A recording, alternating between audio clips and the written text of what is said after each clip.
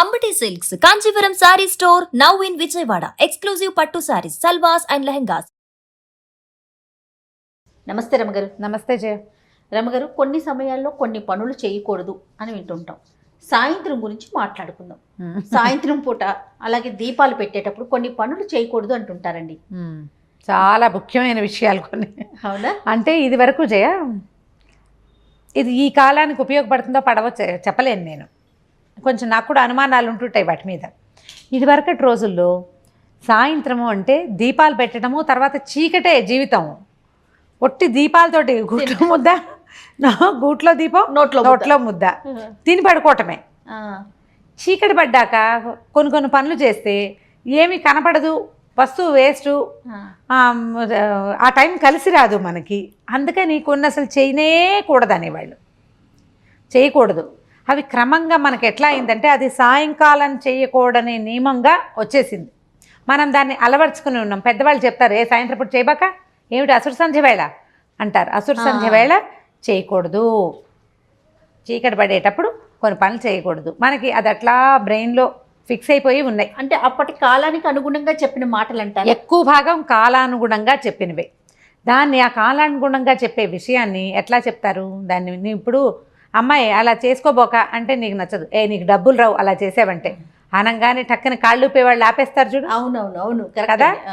దీనివల్ల అనారోగ్యం వస్తుందని కానీ, ధనం పోతుందని కానీ, లేదా ధనం వస్తుందని కానీ చెప్పామనుకో, అప్పుడు ఖచ్చితంగా వింటారు. ఫాలో వినిపించటం కోసం కొన్ని ఖచ్చితమైన పద్ధతులు ఏర్పరిచారు. అందులో సాయంకాలం కసు ఊడ్చకూడదు, ఇల్లు ఊడకూడదు. ఇప్పుడు ఎట్లా పెందరాళే దీపాలు పెట్టకముందే ఇల్లు ఊడ్చేసుకోవాలి, దీపాలు పెట్టాక ఇల్లు ఊడకూడదు.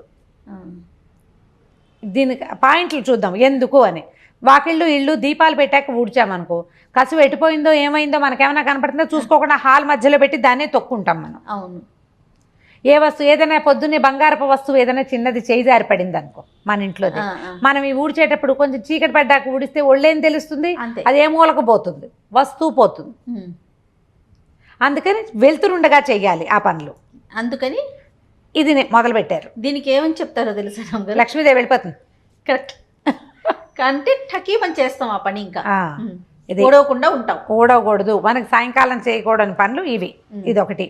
తర్వాత అది తలకాయ దువ్వుకోకూడదు, తల దువ్వుకోకూడదు. దువ్వుతావు నువ్వు సాయంకాలం కరకరా దువ్వేస్తావు, నీ ఒంటి మీద కొంత హెయిర్ పడుతుంది, నేల మీద కొంత పడుతుంది, చుట్టుపక్కల ఏమైనా కుర్చీలు సోఫాలు ఇప్పుడు అన్నీ అవే కదా మన ఇళ్లలో, వాటిలో ఎక్కడేవో పడతాయి, హెయిర్ కనపడదు. నువ్వు అది తినేటప్పుడు కంచంలోకి వస్తే, ఏ చంటి బిడ్డ ఉండి దాని వాడి మొహం మీద పడితే, నీ నెత్తిలో పేలుంటాయి, అవి కూడా ఒంటి మీద పడతాయి కదా. అవును కదా, ఒంటి మీద పడతాయి, చికాకు. అందుకని చీకటి పడ్డాక చేస్తే లక్ష్మీదేవి వెళ్ళిపోతుంది. జాగ్రత్త అయిందా. ఇది దీని తర్వాత దీపాలు పెట్టారు. సాయంకాలం అయ్యాక కొంతమంది లైట్ అలాగే చీకట్లో ఉంటారు. ఎప్పుడో అవసరమైతే కానీ వేసుకోవాలి. ఇట్లా సంధ్యా సమయం అవ్వగానే ఇలా దీపం వేసుకోవాలి, లైట్ వేసుకోవాలి. దీపాలు వెలిగించి పెట్టుకుంటే కొంచెం ఇళ్ళు బాగుంటాయి. ఏదైనా చాట్మాటన ఎవరైనా మనుషులు వచ్చినా మనకి కనపడుతుంది. ఈ రెండు మెయిన్గా చెప్తారు. దీంతోపాటు సంధ్య వేళ పడుకోకూడదు. ఈ ఆఫీసుల నుంచి, స్కూళ్ళ నుంచి, కాలేజీల నుంచి వస్తారు, 5:20 వచ్చి ఆ సోఫాలకు అడ్డం పడిపోతారు. అవునండి, అలా నిద్రపోతారు. ఆ టైంలో పడుకోవటం దరిద్రం, మంచిది కాదు. నీకు 6 గంటలకు పడుకుని 8ంటికి లేచిన వాళ్ళు రాత్రి నిద్రపోతారా? ఆరోగ్యం ఏమైంది? దరిద్రమే కాదు అయింది. అంతేగా. అందుకని సాయంకాలాలు పడుకో. మనం మధ్యాహ్నం పడుకుంటేనే నిద్ర పట్టదు, సాయంత్రం వేళ పడుకుంటే రాత్రంతా నిద్ర పట్టదు నీకు. సాయంకాలపు పనులు ఆగిపోతాయి. ఒకటి ముందు ఆరోగ్యం పాడైపోతుంది. రాత్రి నిద్రపోం. మనం నిద్రపోవాల్సింది ఎప్పుడు? రాత్రి, సాయంకాలం కాదు. అందుకని దీన్ని ఒకదాన్ని ఖచ్చితంగా మాన్పించేశారు. గోర్లు కూడా కట్ చేసుకోకూడదు. గోళ్ళు కట్ చేసుకోకూడదు. ఇప్పుడు గోల్ కట్ చేసాం చీకటి మాటన, గోల్ కట్ చేసి ఈ గోరు ఒక ఇట్లా నొక్కామనుకో టక్కుమని ఎగురుతుంది. అది ఇక్కడే పడుతుందా ఎక్కడైనా పడుతుందా తెలీదు. వెలుతురుండగానే చెయ్యాలి. అవన్నీ కూడా మనకి అవసరమైనవి చేయాలి. ఇవంతా ప్రాక్టికల్ ప్రాబ్లమ్స్. అవునండి. ఏం పర్వాలేదు, నేను అలాగే చేస్తాను, నేను జాగ్రత్తగా చేస్తాను అంటావు. ఎప్పుడో ఒకసారి నీ వశం తప్పిపోతుంది. అప్పుడు ఏం చేస్తాం? ఈ కట్ చేసిన గోరు బియ్య బస్తాలో అయినా పడచ్చు. అది మళ్ళీ ఆహారంలోకి వస్తే, ఏ చంటి బిడ్డకో వెళ్తే, నీకు తెలియకపోతే ఎందుకు వచ్చిన బాధలు అవన్నీ. అందుకని ఈ పనులు no no no no no అని చెప్పేవాళ్ళు. సాయంత్రం పూట అన్నం తింటాం, అసురు సంధ్య వేళ అన్నం తినకూడదు. రాక్షసులు తింటారు. రాక్షస భోజనం అని చెప్తారు. చీకటి పడ్డాక తినాలి. సమయం 6:30 7 గంటలకి కరెక్ట్గా అక్కడ సంధ్య అవుతుండగా నువ్వు ఇక్కడ కంచం పెట్టుకోకూడదు. సంధ్యాకాలం చేయవలసింది ఏమిటి? దీపాలు పెట్టుకోవటం, దైవ నమస్కారం, ఏదైనా మంచి మాట వినటం, అవి ముఖ్యమైనవి. రమ్మగారు అందుకే కదా తదాస్తు దేవతలు ఉంటారు, సాయంత్రం వెళ్ళి తిరుగుతూ ఉంటారు అంటారు. అందుకని ఏదో ఒకటి పిచ్చి మాటలు, అరుపులు. ఇప్పుడు పోనీ సాయంకాలం వేళ పోట్లాడుకోకూడదు. అసురు సంధ్య వేళ పోట్లాట ఎందుకు?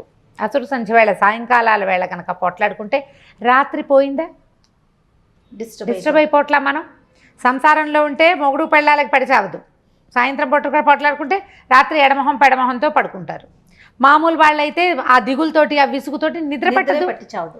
ఆరోగ్యం పాడవలా? అవును. నువ్వు ఏ విషయం తీసుకో, పెద్దవాళ్ళు చెప్పినవన్నీ మన మంచికే. మనం ఇలా ఒక పాయింట్ పెట్టుకుంటే, లేకపోతే భయపెట్టకపోతే నువ్వు వినవు కదా, అందుకు పెట్టారు. అందుకనే పెట్టారు. తర్వాత భార్యాభర్తలు కలవకూడదు, సంగమ నిషేధం ఉంటుంది సాయంకాలాలు. ఈ సమయంలో కనుక సంగమం జరిగితే పుట్టే సంతానం మంచిది పుట్టదని, రాక్షసులు పుడతారని చెప్తారు. నువ్వు సాయంకాలం పనివేళ, నువ్వు ఆహారం తినవలసిన వేళ, దీపాలు పెట్టుకోవాల్సిన వేళ, సాయంకాలపు పనులు చేసుకోవాల్సిన వేళ అసలు దివా సంగమమే నిషిద్ధం. ఈ సంధ్యా సంగమం మరీ నిషిద్ధం.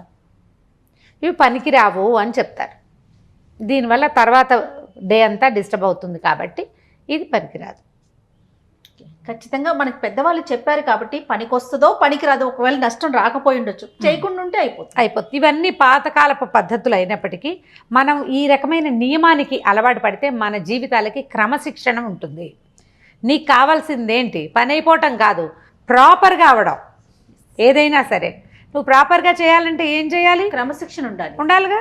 ఉండాలంటే ఈ సమయంలో ఇది చేయకూడదు అని ఒక బ్రెయిన్లో ఒక ఫిక్సేషన్ ఉంటే దాని ప్రకారం నువ్వు సరిగ్గా చేస్తావు. తప్పకుండా. అంతే. నమస్తే. నమస్తే.